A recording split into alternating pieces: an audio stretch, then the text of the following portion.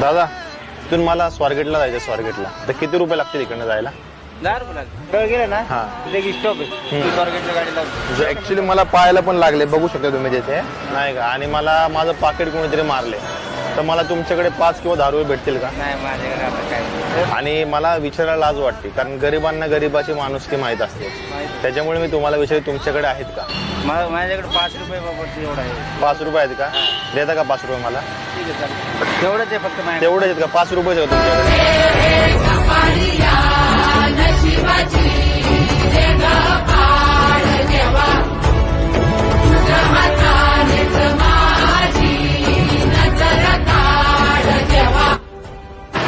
म्हणजे तुमच्याकडे फक्त 5 रुपये आहेत, तरी तुम्ही कशी काय मला दिलं?